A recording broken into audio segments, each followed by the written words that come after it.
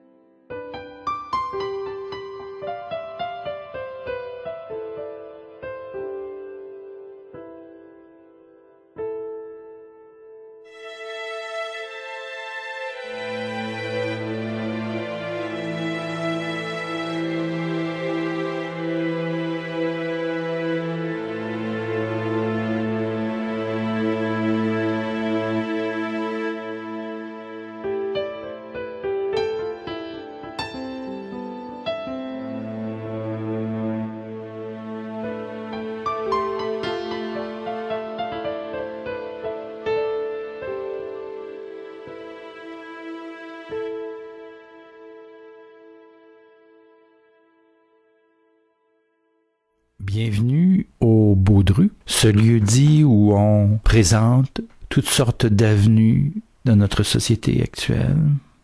Et le vieux chêne est ébranlé au Baudru lorsqu'on considère le sort que l'on réserve dans notre société aux jeunes. Cette attitude paradoxale de la société face aux jeunes, alors que pourtant les jeunes constituent l'avenir de la société. Nous, les adultes, nous, les personnes qui vieillissent et qui deviennent des personnes âgées, nous ne serons plus là. Nous allons mourir. Et c'est tout à fait normal. Et il y aura des générations qui nous précèdent qui vont prendre place. Et pourtant, quand on regarde les efforts fragiles qui sont déployés pour parvenir à aider les jeunes qui ont des retards scolaires, qui ont des problèmes d'apprentissage, qui ont des problèmes de comportement. Quand on considère comment est-ce que la santé mentale est le parent pauvre du système de santé et que les problématiques de santé mentale qui affligent certains jeunes ne sont toujours pas prises à leur début, à l'origine de ces problèmes-là.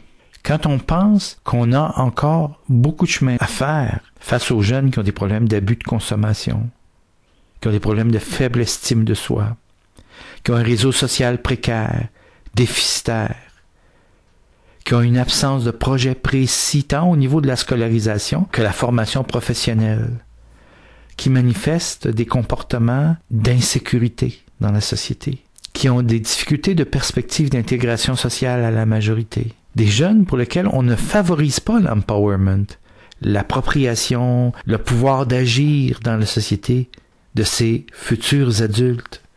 Vous savez, cette espèce de processus qui permet à un individu d'acquérir une connaissance, des habiletés, une attitude propre à faire face aux changements, aux bouleversements qui ponctuent chacune de nos vies. Comment ces jeunes-là, on les prépare à faire face aux changements perpétuels que constitue la trame de nos vies. Heureusement, il y a des organismes qui portent attention aux jeunes et qui les écoutent.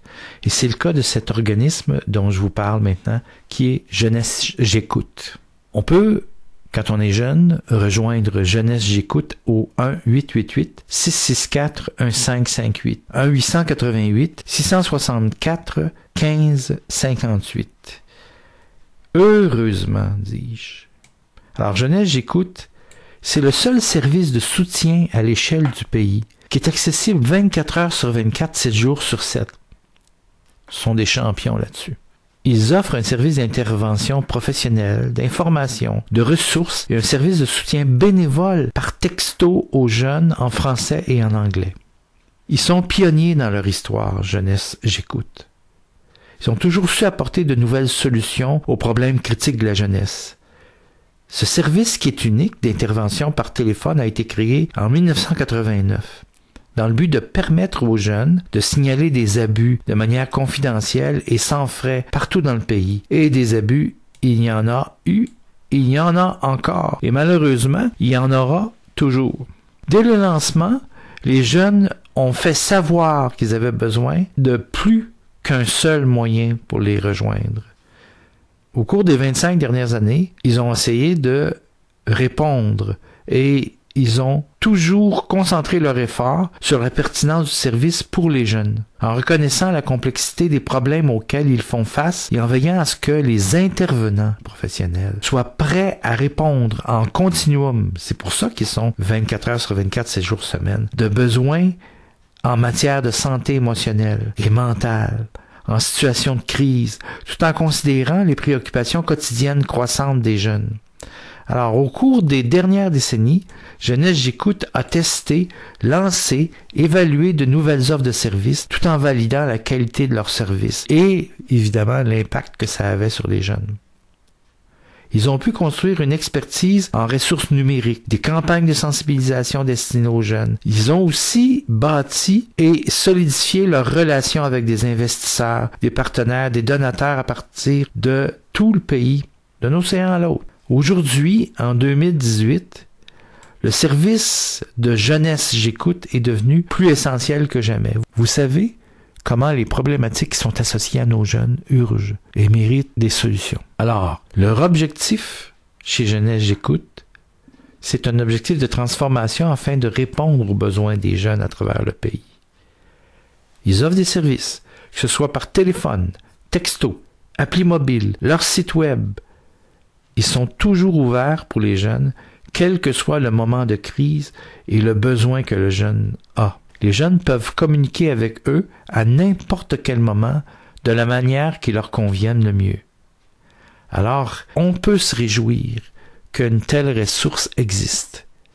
Et c'est pour ça qu'au lieu-dit Baudru, face aux vieux chênes, on s'est préoccupé de l'existence de Jeunesse J'écoute. Alors, je vous remercie et je vous dis au prochain podcast.